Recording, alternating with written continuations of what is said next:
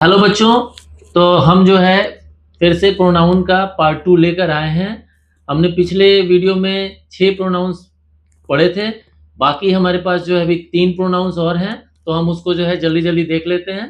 तो पहला जो प्रोनाउन है वो मतलब 7th नंबर प्रोनाउन जो है वो इंडेफिनिट प्रोनाउन है।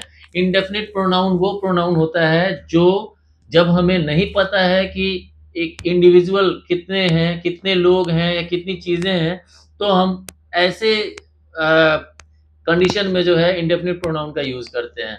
एग्जाम्पल हो गया जैसे all, some, anybody, somebody, everybody, nobody, anything, many, several etcetera.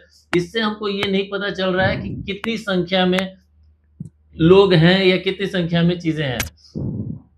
Example के लिए देखिए, डज एनीवन वांट कॉफी। अब हमको पता नहीं है कि कॉफी को पसंद करने वाले कितने लोग हैं, तो हमने यूज कर लिया एनीवन। ठीक है, अब ये हो गया इंडेफिनिट प्रोनाउन का।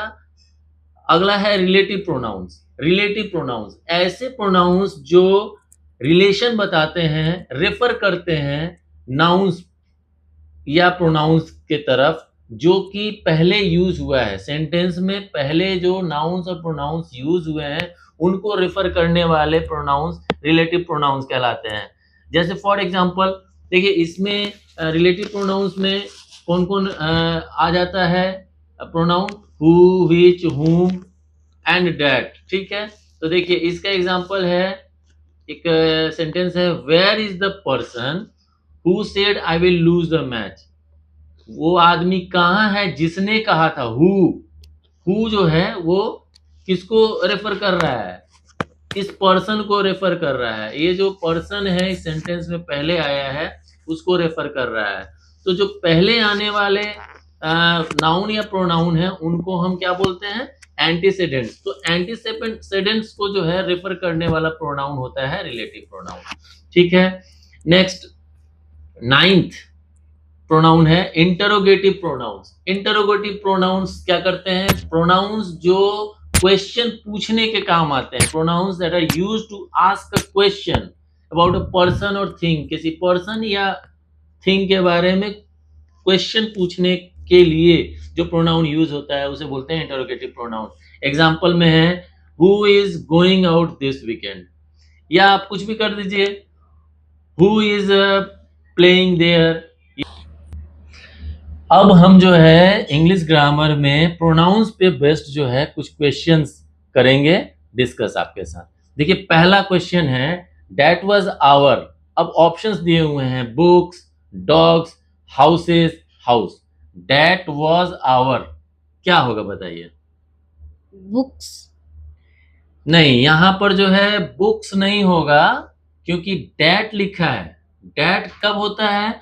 डेमोन्स्ट्रेटिव प्रोनाउन है सिंगुलर नाउन के लिए। सिंगुलर ऑब्जेक्ट होगा, कोई सिंगल चीज होगा, तो इसका इस्तेमाल होता है। इसलिए यहां पर देखिए सिंगुलर कौन सा है, तो ये है। तो option number D is correct. Now question number 2, this old pen is. देखिए this old pen is, options क्या क्या दिए हुए हैं? Yours, our, my, their. This old pen is yours, our, my, their. अब ये क्या है? ये आपको पोसेसिव प्रोनाउन यहां लगाना है। ये ओल्ड पेन किसका है ऐसा पूछा जा रहा है, तो मतलब दिस ओल्ड पेन इज बताया जा रहा है, स्टेटमेंट दिया जा रहा है। क्या होना चाहिए बताइए? Yours. Very good, yours. This old pen is yours. या अगर हम इसको दूसरी तरह से बोलें तो क्या बोल सकते हैं? दिस इज योर पेन, या this old pen is yours. हाँ ठीक है। Now question number 3, they dash should take the car. They dash should take the car. अब देखिए यहां पर क्या है? दे है, क्या है? दे सब्जेक्ट है। सब्जेक्ट को एम्फेसाइज किया जा रहा है, तो यहां पर एम्फेटिक प्रोनाउन लगेगा। अब दे जो है वो क्या है? प्लूरल है, एक से ज्यादा की बात है, तो प्लूरल के लिए एम्फेटिक प्रोनाउन कौन सा सही बैठेगा बताइए? They themselves. Very good, self का सेल्फ्स हो जाएगा, है ना? तो they themselves should take the car. Option number B is correct. Now he wrote some sentences but I did not read. उसने कुछ सेंटेंसेस लिखे लेकिन मैंने उसे नहीं पढ़ा। तो क्या होगा? He wrote some sentences but I did not read. अब यहां पर क्या देना है? सेंटेंसेस के लिए हमको एक प्रोनाउन देना है, ठीक है। सेंटेंसेस नाउन है, इसकी जगह पर एक प्रोनाउन देना है। सेंटेंसेस क्या है? प्लूरल है। तो अब देखिए इसमें प्लूरल कौन कौन सा है? देम है और दे है। इट सिंगुलर है, दिस सिंगुलर है। तो देम और दे में ही कुछ होगा। क्या होगा? He wrote some Them. Sentences but yes Them. But I did not read them. Very good. क्योंकि देम क्या चीज के लिए यूज हो रहा है? एक तरह से सेंटेंस तो नॉन लिविंग थिंग है, तो यहां पर इट होना चाहिए था सिंगुलर में, बट प्लूरल में क्या होगा? दे होगा। तो दे का ऑब्जेक्टिव फॉर्म क्या होगा? देम होगा, ठीक है। तो आई डिडंट रीड देम, ठीक है। Option A is correct. Now question number 5, dash is happy with him. Dash is happy with him. अब बताइए कौन सा सही होगा? All, they, nobody, we. Nobody is happy with him हो सकता है, हाँ। All is happy with him नहीं हो सकता, दे इज हैप्पी तो होगा नहीं, क्लियर सी बात है। क्यों नहीं होगा? दे इज हैप्पी विद हिम, इसका कोई मतलब ही नहीं बनता है। All is happy with him, all is happy with him नहीं होगा, ऑल आर होगा। जब ये प्लूरल है तो इज थोड़े होगा, तो यहां पर पक्की बात है कि सिंगुलर ही होगा, ठीक है। अब ऑल भी प्लूरल के लिए यूज होता है, दे भी प्लूरल के लिए यूज। बड़ी इंडेफिनिट प्रोनाउन है जरूर, बट ये यूज होता है सिंगुलर के लिए। और यहाँ पर वी है, तो वी इज हैप्पी तो होगा नहीं, वी आर हैप्पी होगा। तो आंसर क्या हो जाएगा? Nobody is happy with him, है ना। Next question number 6, he is for poet, dash is for lion. अब देखिए पोएट के लिए हम ही यूज कर रहे हैं। पोएटेस होता तो क्या यूज करते? पोएटेस शी हो जाता है, क्योंकि पोएट का फेमिनाइन है शी। तो देखिए क्वेश्चन नंबर 6 देखिए, ही इज फॉर पोएट। पोएट के लिए ही यूज हो रहा है। पोएट क्या है? मैस्कुलिन है, तो प्रोनाउन ही यूज होगा। लायन क्या है? लायन को हम पर्सनिफाई नहीं करेंगे, वो एनिमल है, तो एनिमल के लिए सिंगुलर में इट ही यूज होगा, प्लूरल में दे यूज होगा। यहां पर आंसर क्या हो जाएगा? इट हो जाएगा। Question number 7, the apple was over ripe. Over ripe का मतलब होता है ज्यादा पक गया, एक तरह से कह सकते हैं सड़ गया। We threw dash away, the apple was over ripe. यहाँ पे क्या हो रहा है? एप्पल है सिंगुलर, तो वी थ्रू देम होगा, दे होगा, इट होगा, दिस होगा, क्या होगा? It. वेरी गुड, इट होगा, क्योंकि एप्पल, एक एप्पल की बात हो रही है, तो वी थ्रू इट अवे, ठीक है। और एप्पल क्या है भाई? पर्सन तो है नहीं, थिंग है, तो थिंग के लिए इट लगेगा। Dash is standing at the gate. अब यहाँ पर क्या बोल रहा है? कौन गेट पर खड़ा है? तो यहाँ पर क्या होगा? पहले तो बताइए कौन सा प्रोनाउन लगेगा? भूल गए? इंटरोगेटिव प्रोनाउन लगेगा, अभी मैंने डिस्कस किया था ना। तो विच तो नहीं बोलेंगे, विच क्या चीज के लिए होता है? नॉन लिविंग थिंग के लिए होता है। हुज पोसेसिव है, मतलब इंटरोगेटिव प्रोनाउन है, लेकिन ये इसका आंसर तो पोसेसिव वाला होता है। तो वहां पर ये थोड़े पूछ रहा है कि गेट किसका है, तो हुज नहीं होगा। विच नॉन लिविंग थिंग के लिए होता है, वो नहीं होगा। हुम भी नहीं होगा। आंसर क्या होगा? Answer should be A, who, ठीक है। अब फटाफट देख लेते हैं कुछ और पार्ट्स ऑफ स्पीच पर आधारित जो है क्वेश्चन है। पहला ले लेते हैं नाउन जेंडर पर। देखिए क्वेश्चन पूछ रहा है मैस्कुलिन जेंडर ऑफ हंटरेस। हंटरेस का मैस्कुलिन जेंडर बताइए। ये हंटर का मतलब होता है शिकारी, और हंटरेस अगर लेडी है शिकारी तो हंटरेस, तो इसका क्या हो जाएगा? मैस्कुलिन जेंडर हो जाएगा ए, हंटर, ठीक है। दूसरा, find the feminine gender of horse. Horse का फेमिनाइन जेंडर पूछ रहा है, तो हॉर्स का मतलब जैसे हॉर्स घोड़ा हो गया, तो हिंदी में घोड़ी बोलते हैं, इंग्लिश में उसको बोलते हैं मेयर, हॉर्स का मेयर हो गया। Okay, now choose the gender of fox. Gender of fox, okay ठीक है, मैस्कुलिन जेंडर बोल दीजिए, या फिर फॉक्स का जेंडर बोल रहा है तो मतलब कि फॉक्स मेल है तो विक्सन जो है इसका फेमिनाइन जेंडर हो जाएगा। ठीक है, अब आते हैं आर्टिकल्स पे, कुछ क्वेश्चन ले लेते हैं। पहला question, this year I will see dash Red Fort. अब बताइए यहां पर क्या बोल रहा है, this year I will see dash Red Fort, क्या आर्टिकल लगेगा बताइए? The, very good. क्यों? क्योंकि रेड फोर्ट एक है, पूरे दुनिया में एक ही रेड फोर्ट है, तो अगर कोई चीज एक ही है तो वो डेफिनिट है और इसलिए वो डेफिनिट आर्टिकल लगेगा। ऐसे ही कोई रिवर है तो उसके आगे द लगेगा, the Ganges, the Brahmaputra. Monument है, the Taj Mahal, the Eiffel Tower, the London Bridge, है ना।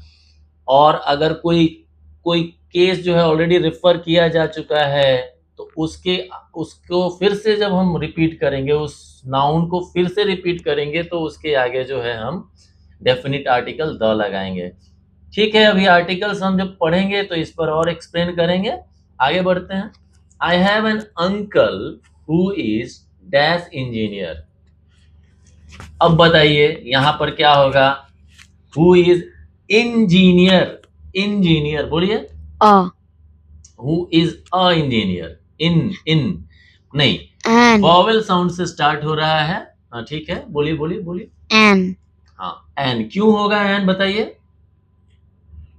क्योंकि यहाँ एन क्यों होगा बताइए? क्योंकि जब वर्ड वोवेल साउंड से स्टार्ट होता है तो उसके आगे एन लगता है। Very good. तो हमको यहाँ पर लेटर नहीं देखना है, हमको देखना है साउंड क्या है, स्टार्टिंग साउंड अगर वॉवेल साउंड है तो एन लगेगा। चलिए क्वेश्चन नंबर 3 पर देखते हैं। He is dash honest man. अब बताइए यहां पर कौन सा आर्टिकल लगेगा, he is dash honest man.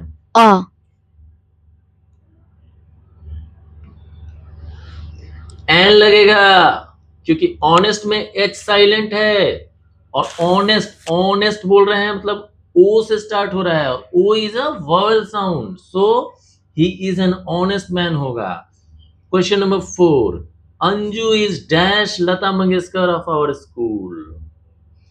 अब बताइए यहां पर लता मंगेशकर प्रॉपर नाउन है, तो प्रॉपर नाउन के आगे आर्टिकल द लगेगा। करेक्ट, क्यों? क्योंकि लता मंगेशकर एक हैं और उनको यहां पर इसलिए लगाया जा रहा है कि इसका मतलब हुआ कि अंजू बहुत अच्छा गाती है, Anju is a very nice singer like Lata Mangeshkar. तो लता मंगेशकर का एक एट्रीब्यूट है कि वो बहुत अच्छा गाती हैं, तो वही चीज जो है अंजू भी शेयर करती है, इसलिए Anju is the Lata Mangeshkar of our school. एक ऐसा ही सेंटेंस आता है कि Kalidas was Shakespeare of India. William Shakespeare कहाँ के हैं? विलियम शेक्सपियर हैं कहाँ के हैं बताइए? इंग्लैंड के। तो विलियम शेक्सपियर की तरह अगर नोवेल राइटिंग करते हैं, स्टोरी टेलिंग करते हैं या ड्रामा लिखते हैं कालिदास, तो वो हमारे देश के शेक्सपियर हो गए। तो ये एक हो गया प्रॉपर नाउन का यूज, और प्रॉपर नाउन का जब हम यूज करेंगे तो आर्टिकल डेफिनिट आर्टिकल। नाउ अब आगे बढ़ते हैं। Mister Chatterjee wants to be dash MLA. MLA का फुल फॉर्म होता है मेंबर लेजिस्लेटिव असेंबली, यानी कि विधायक, विधायक बोलते हैं। अब बताइए कि एमएलए के आगे क्या लगेगा, कौन सा आर्टिकल लगेगा? आर्टिकल लगेगा कि नहीं लगेगा ये भी बता दीजिए। Mister Chatterjee wants to be, बताइए। अब ये देखिए कि एमएलए बोल रहे हैं तो उसका जो स्टार्टिंग साउंड है वो वॉवेल है कि कॉन्सोनेंट है, इस पे डिपेंड करेगा कि ए लगेगा कि एन लगेगा, दो तो लगेगा नहीं। तो M M M L A, तो क्या हो रहा है, ए से इसका स्टार्टिंग साउंड है मतलब वॉवेल साउंड है, तो क्या होगा? Answer would be mister Chatterjee wants to be an MLA, ठीक है, MLA, देख रहे हैं ना, प्रोनाउंसिएशन ए से स्टार्ट हो रहा है। Now question number 6, give me dash umbrella which you bought yesterday. अब यहां बताइए, अम्ब्रेला, यहां भी प्रोनाउंसिएशन देखिए क्या हो रहा है, अम्ब्रेला, क्या हो रहा है, वॉवेल साउंड से स्टार्ट हो रहा है, तो गिव मी एन अम्ब्रेला। अब ये तो क्लियर है कि अम्ब्रेला के आगे एन लगेगा। अब क्वेश्चन आ जाए कि there is dash university in our city. अब यूनिवर्सिटी के आगे क्या लगेगा बताइए, यूनिवर्सिटी के आगे क्या लगेगा, या यूनिकॉर्न के आगे क्या लगेगा, कौन सा आर्टिकल लगेगा, यूनिवर्सिटी के आगे या यूनिकॉर्न के आगे? एन। ए लगेगा भाई साहब, ए लगेगा। ए इसलिए लगेगा कि यूनिकॉर्न का जब हम प्रोनाउंसिएशन कर रहे हैं तो उसका स्टार्टिंग साउंड वाई हो रहा है, Y, U U, Y O U, Y is not a vowel, so इसका आंसर होगा, यूनिकॉर्न के लिए आंसर होगा ए, ठीक है। चलिए, that's it for today's video. फिर से हम आगे और पार्ट्स ऑफ स्पीच डील करेंगे और उस पर आधारित इस तरह के क्वेश्चन आयर लाते रहेंगे। आशा है आपको यह वीडियो पसंद आया होगा और इंटरेस्टिंग लगा होगा, तो मेरे चैनल को सब्सक्राइब करना ना भूलें। Thank you.